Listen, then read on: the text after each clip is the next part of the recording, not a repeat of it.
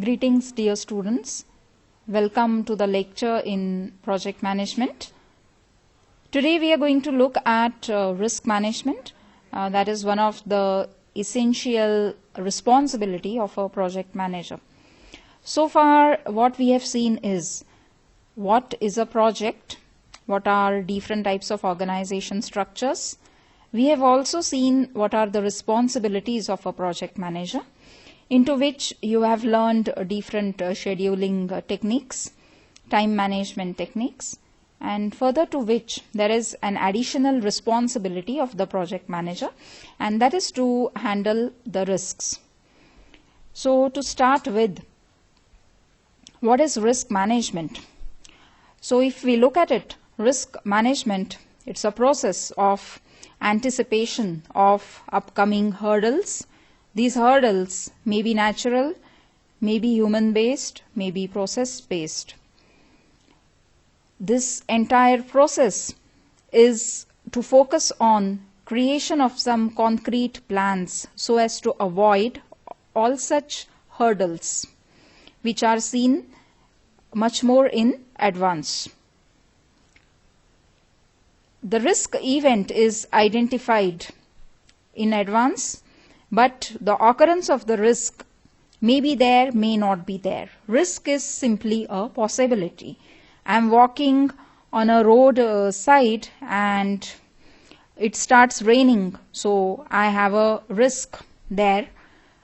I am conducting a session and the electricity goes off. There is a risk again involved, but it's not necessary that every time I am walking at the roadside it is going to rain. No, it may be a wonderful day and a beautiful sunshine along with.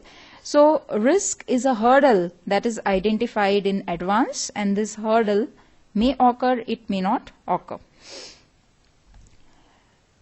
Whatever risk a project manager identifies for his project, that risk may be positive in nature, that risk may be negative in nature. Why? Because the risk which is identified, it can either give a positive impact on the project and it can give negative impact on the project. You may be a little surprised that how risk can give a positive impact to the project. It's like I'm walking at a roadside and it starts raining, and what good should I expect out of it? So how is it going to give me an opportunity? So the fact is that risk can give rise to opportunities and risks can give rise to threats as well.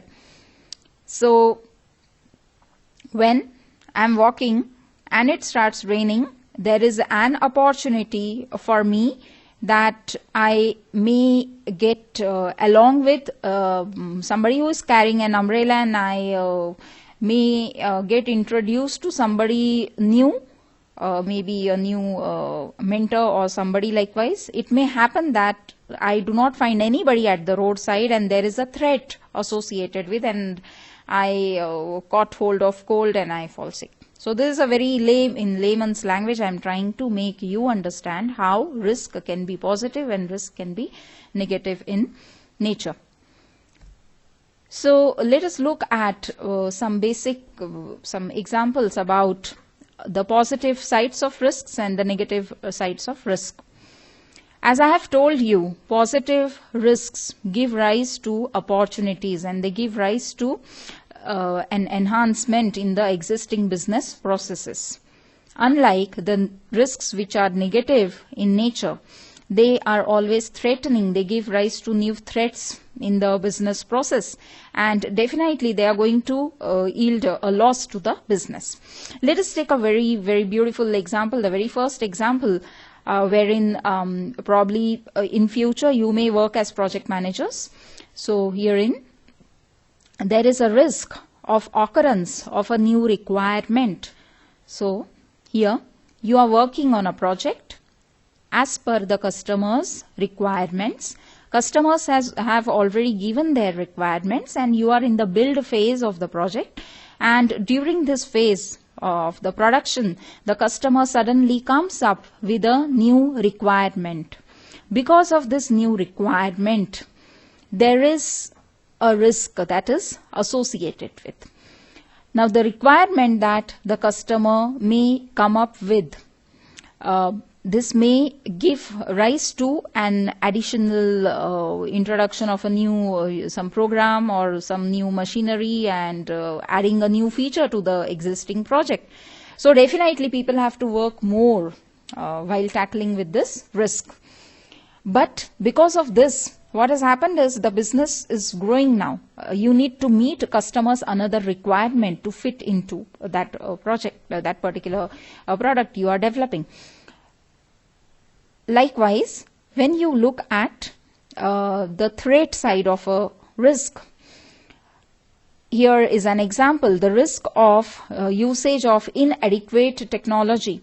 So you are for instance, working with a car manufacturing company, and the company is not having adequate technology, may not be having an adequate graphical multimedia based simulation software with it, because of which you are not able to meet the customer's upcoming requirement, and hence there is a threat associated with the risk of inadequate technology existing in a company, and the company is still continuing with development of the product or development of the service, I should say. Secondly, let us go for another example.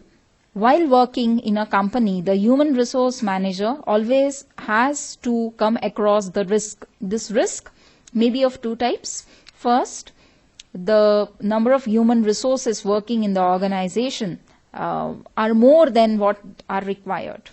What type of risk do you think this is? Is it positive or is it negative in nature? Having much more than the required people in an organization. Here, the HR manager feels that this is an opportunity for him. Why it's an opportunity for him? Because he can adequately make use of these ample number of resources, and because of which people will work more, and it will give rise to more business opportunities, and the business may grow. So more resources you have, the much more pride you carry along with, because you are confident that the company is going to progress because of tons of resources. Look at the other situation wherein in a company there are some human resources which are very much short than as what are required. Only 4 people working in a department, for instance. So there is a risk here that these 4 people in the company, they may further decrease down to 3, may decrease down to 3. There is a risk existing which the HR manager working in the company B understands. Now, is this risk positive in nature? The risk of people leaving the organization, is it positive or is it negative for the organization? Definitely it's negative in nature. So it's a threat that what if out of 4 people working in the organization, 2 of them leave? Already we are in short of human resources. So that is another example of a risk which is of the type threat. What we have seen is positive risk. They give rise to an additional opportunity to the company, whereas negative risks give rise to threats and fear to the company. Similarly, you can look for 2 more examples that I have stated here. Risk of not meeting the right quality in the current product version.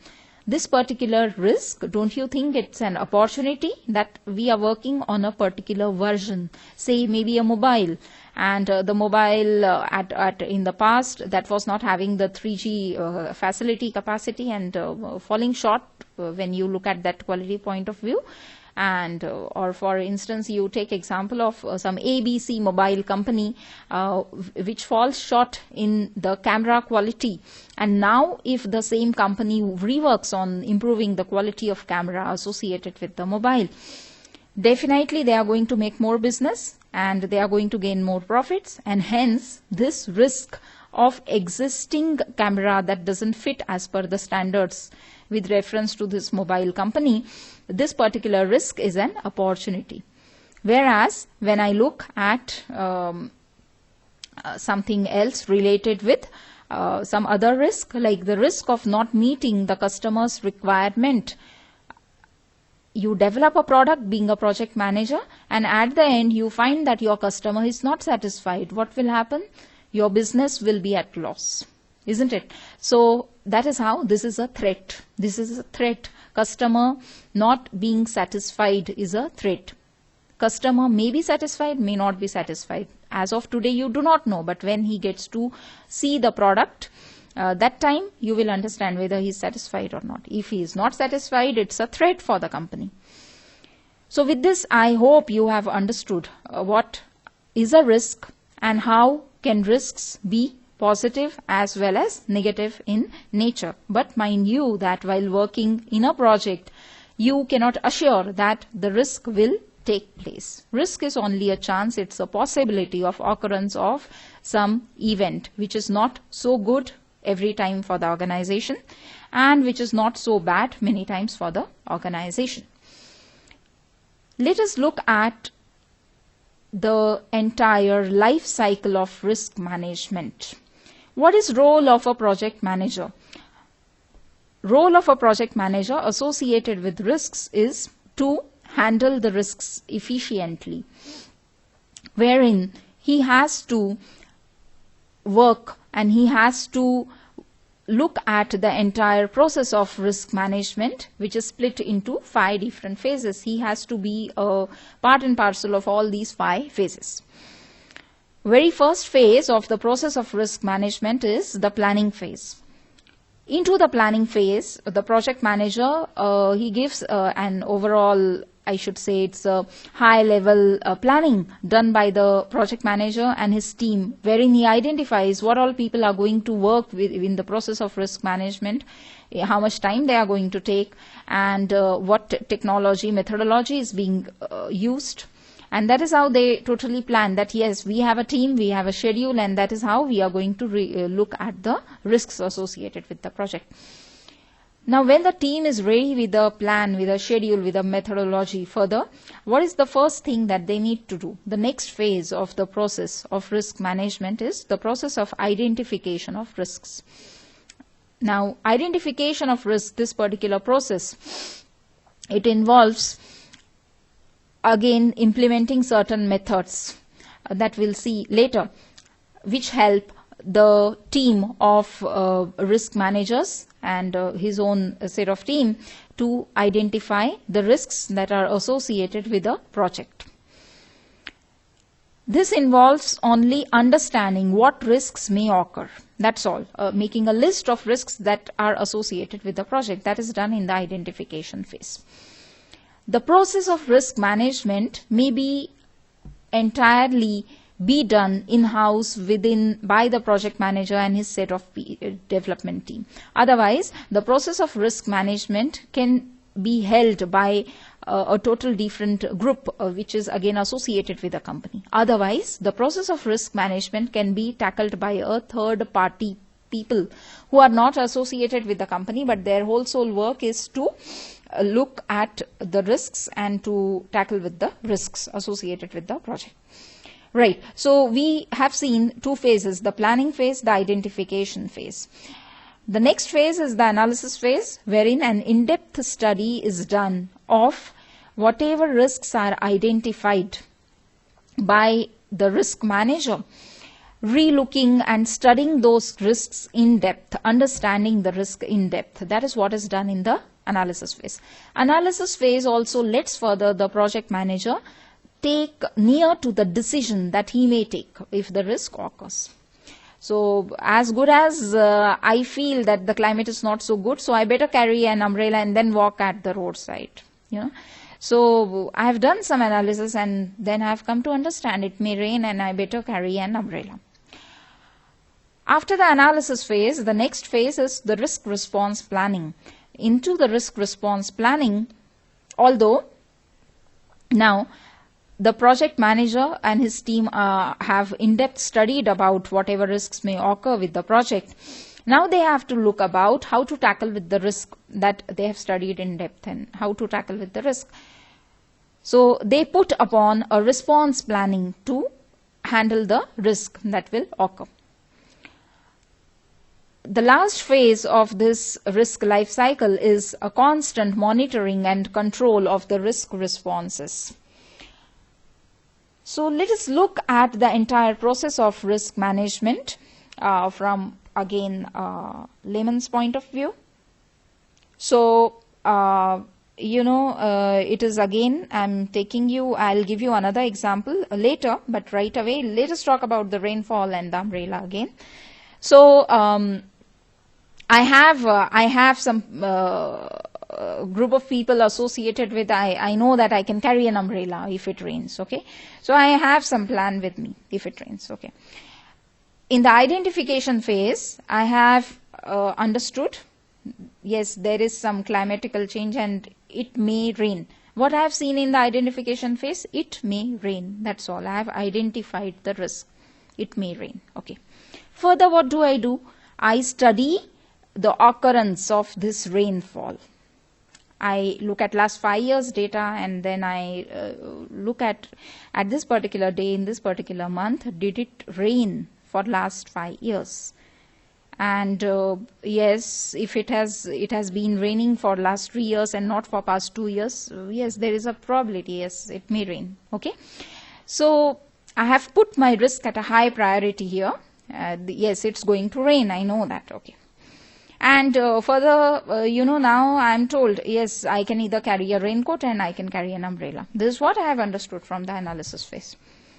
When I look at the risk response plan will actually tell me whether should I carry an umbrella or should I carry a raincoat. Okay, if it's raining very heavily, should I carry a wind cheater?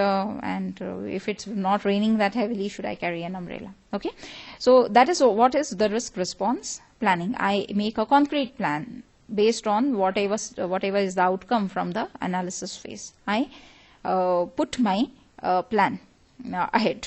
That yes, I will wear a raincoat and not an umbrella. And the last process is the monitoring and controlling of the risk responses. Now here I put the raincoat and I'm walking down the street and it's raining and I'm safe. But what is happening? I'm wearing a raincoat, and because of which some water is definitely splashed onto my face. So there is again something may good happen to my face, something bad may happen to me, my health further. This is what is done in the monitoring and controlling of the risk responses. So I have put some action to tackle with the risk, okay, and I am actually working with some solution. But then how does that solution work? Is it giving any effects or is it giving any side effects? That is what comes into monitoring and controlling of risk responses. Now, into which what happens is, it may happen that the project manager identifies another set of risks, that I am walking in the rain with a raincoat, right? And some raindrops are falling onto my face, or a vehicle passes by and the dirty water splashes on my face. Again, there is a risk here, right? So now I have identified a smaller group of risk which is associated with walking at a roadside while it is raining. Understood? So that is why you would see that arrow that goes down from monitoring and controlling again to the identification phase, because therein you may identify another small group of residual risks, the remaining risks associated with your project. So now working with a project is not as simple as walking on a street when it's raining. So let us look at the process of risk management from a project manager's point of view now. Let us look at what exactly will be the inputs which may help the project manager to tackle with risks. Believe me, in the world of project management and in the world of maybe a software project management, maybe in the world of manufacturing, maybe in the world of providing some service, past lessons, whatever a project manager learns out of his historical experience, whatever he learns, he has to relook at that particular situation, and likewise he can put the same whatever lessons he has learned, he can put it in the present and he can make his present better. So that is the very first input to the process of risk management. Secondly, the project background information. every project is associated with some unforeseen condition, and hence the background information, to gather the background information of that project is very essential. So right from the point when the team was organized, when the requirements were gathered, the background, to understand the background of the project, it also helps to get some input for the process of risk management. Further to which, historical records from the previous projects. This also helps the project manager to get some input to the process of risk requirements. Then the company processes, procedures applied, organization risk tolerances, the company's culture, looking at several documents like the project charter, which we have seen earlier, the work breakdown structure, and studying the stakeholders. All these provide as different inputs to manage with the risks. We have seen the past lessons learned from and studying the past lessons and re-looking at the project and making it better this time. This is a very simple input. Again, the second part is background information. So it's something like, let's look at a very, very recent example of some accidents which are taking place at a express highway. So when I have to go to the express highway, there is a risk of occurrence of accidents. Okay. So I check the background information, past so many years, how many accidents have taken place, what is the root cause of those accidents, and am I going to meet with an accident if I take the express highway? So this is how the background information would help me to take a better decision and tackle with the risk. Third part is historical records from the previous projects. So again here, historical records, maybe not on the same project but on similar projects, previous projects. So if there comes a chance in India to build another set of express highway, that will be better than the current express highway, and they will consider all shortcomings of the current express highway. That was the previous project. In future it will be the previous project, and they will study the historical records from there so as to make the future express highways better than the current express highways in India. Okay. Now, company processes and procedures, they also help to gather inputs for the process of risk management. Company to company, the risks that will occur differ. Company to company, whatever risks are associated, it differs. Why? Because of the different processes, different procedures that are followed by the company. For instance, there is a high chance of people working in China to quit their job very often as compared to people working in India who stick to their jobs for a longer duration. Why? Because the processes and procedures followed in both the countries differ. Further to which, the next input is to study the organization's risk tolerance level. Every organization has their own tolerance level to tolerate the risk that may occur. So it is as good as, say, the India-Pakistan war, and we know that sometimes something may happen, and we are ready to tolerate up to a particular extent, right? Next is the company's culture. The company culture also helps the project manager to gather a lot of input to manage with the risk. How are the resources, the human resources, going to cope up with the risk identified? This depends a lot on the culture of the company. So let us take example of some educational institution, for instance.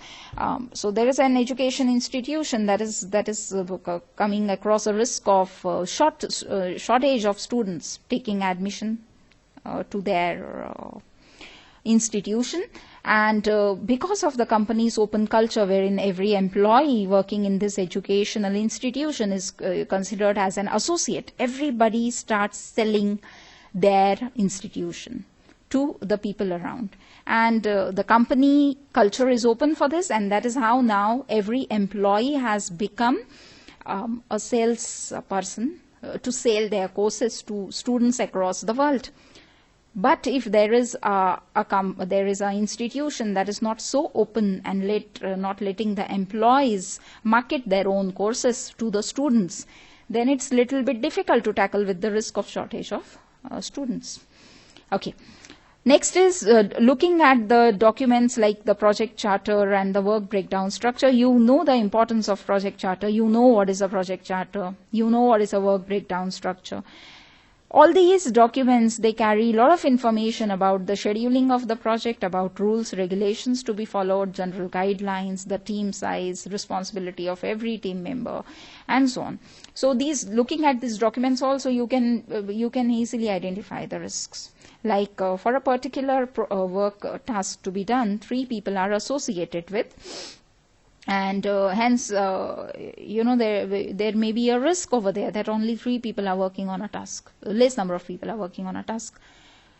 Likewise, the stakeholders, this is the last input, and a very valuable input. Now, dear students, who are stakeholders? I should say you are the stakeholders for this university. I should say I am a stakeholder for this university. And what is a stakeholder at the end of it? So stakeholder are group of people who are interested in successful development of any project associated with that organization that they are associated with.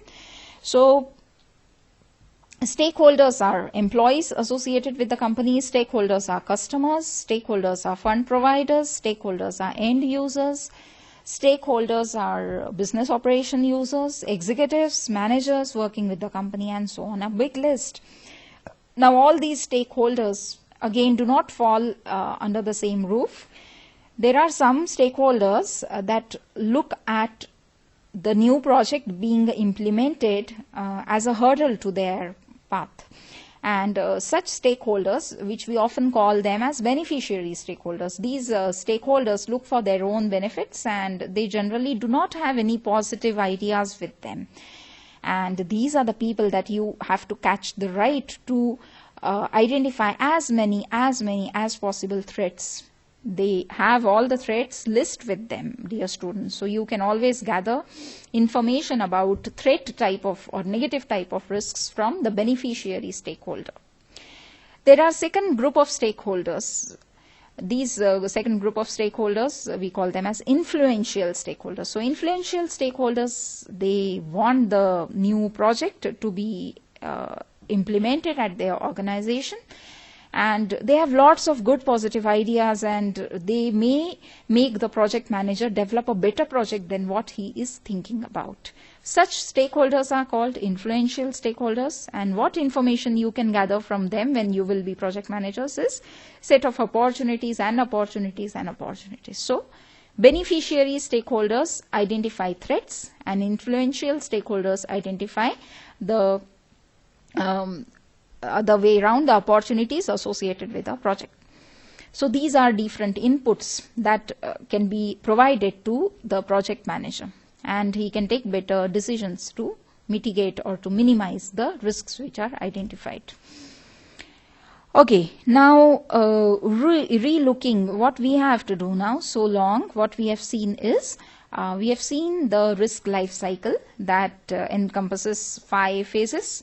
That is the planning phase, the identification phase, the analysis phase, the risk response planning phase, and the constant monitoring and controlling phase. We have to study all these 5 phases in depth. So tomorrow, if you are a project manager, what role will you play to plan for the risks? What all pre-work you will have to do to initiate the process of risk management? So let us look at the first phase of this risk management. In today's lecture, we may cover the first 2 phases. So let us check it out. First phase is the planning phase. The planning phase includes budgeting for the process of risk management. So whenever the risks are identified, they need to be mitigated. Definitely there has to be a flow of funds, money for this. A lot of money in particular, which is called the reserve cost, or which is called the risk mitigation cost. This is always used by the project team so as to tackle with the risks. So a lot of budgeting needs to be there to manage and plan for the risks. Again, apart from that, identification of a particular methodology that the project manager is going to implement, that also needs to be identified. Roles played by different people who are involved in the process of risk management, responsibilities of different team members who are involved in the process of risk management, timing, scheduling associated with needs to be identified. The stakeholders' tolerance, as we have seen, we spoke about this tolerance, organization's tolerance. Similarly, we have the stakeholders' tolerance. This also needs to be checked upon. And a particular reporting format, tracking, creation of a document that is going to take down the risks and understand their current status and update these identified risks. This whole work, which is a part of reporting format and tracking, and who is going to identify the risks and how the entire structuring will take place corresponding to risk management. This all comes under the planning phase, the very first phase. So I will again brief you. Planning involves budgeting for the process of risk management. Planning involves identification of a methodology so as to tackle with risks. Planning involves identification of roles and responsibilities that are to be held by resources involved in the risk management team. They're managing their schedule.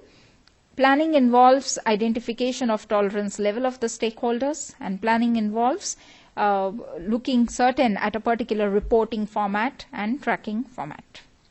That's all about the planning phase of risk management. The second phase in the process of risk management is the risk identification. This is the second process, second phase, I should say. Now that we have a team, we have a group of people and they are going to work following a particular methodology, a particular schedule, a particular format to correspond with. The next work that this team now has to do is they have to identify all possible risks which are going to be associated with the project in near future. Now this particular method, or I should say the phase, this particular phase, naturally to identify anything, you need a lot of discussions, a lot of brainstorming, and that is how an increased communication is the key to identify anything. Same applies to the process of risk. What are different ways here to identify the risk? First is to apply the information gathering techniques. What are these techniques to gather information? You are gathering information about the risks associated with the project. So that involves the process of brainstorming, making use of the Delphi technique, making use of interview technique, making use of the root cause analysis technique, and making use of the SWOT analysis. These are some of the methods that can be used for the process of risk identification. So let us relook at these methods one by one. The very first method is the method of brainstorming. So dear students, what is this process of brainstorming? Have you ever attended a session, a lecture, wherein you find a lot of students are talking to each other, discussing on a point, and debating till everybody is convinced? Have you seen a team, a software development team or any product development team wherein the manager, the assistant manager, the team leader and all developers and the testing people, they all are sitting together and debating on something, and they are trying to dig up the matter up to a point of time wherein everybody is satisfied. So this is what is the method of brainstorming, which can easily be applied to identify risk. Similarly, to the applying the same method similar to the brainstorming method, we have many methods like the Delphi method, or wherein some experts sit together and they discuss about the issues and they discuss about possibility of occurrences of risks. We have a simple traditional pattern of interviewing people, and they will help to identify the risks. And there are two more methods associated with the root cause analysis and the SWOT analysis. These two methods need a little of preliminary information about some statistical skills and management skills. So probably in the next lecture we are going to study the last two methods thoroughly, because the first three are informative methods and last two we can actually relook on, and we can practically work on one of the risks that we may identify for a dummy project. So long, what did we learn is, what is a risk? There is that is where we started from, what risk is and what are different types of risks. Further to which we have seen some examples of risks. We have seen the role of project manager in the process of this risk management. And then we have seen this beautiful model, the risk life cycle, which is into 5 different phases. And we have had a quick look at all the 5 phases. We have had a quick look at all these 5 phases, wherein we have finished with the planning phase today, and I have introduced you with the identification phase. So later we'll see the remaining 3 phases of this process of risk management. Today I have a small homework for you, wherein you probably may be working and some of you may not be working. What you have to do, dear students, is you have to identify a risk of your own choice for a process of your own choice. So it may be anything. It may be identification of all risks while you are studying for a particular course. It can be anything associated with maybe natural, as I told you, while I'm walking down a street, what possible risks I may have to come across. Yes, that can be there. So you have to think about what type of risks may be associated with when you are undergoing any particular process, maybe natural, maybe at your workplace, maybe while you being a student. So you be done with this much, and probably in the next lecture we are going to implement the methods of root cause analysis and the SWOT analysis, and you can further implement it to whatever risks you have identified. So thank you so much.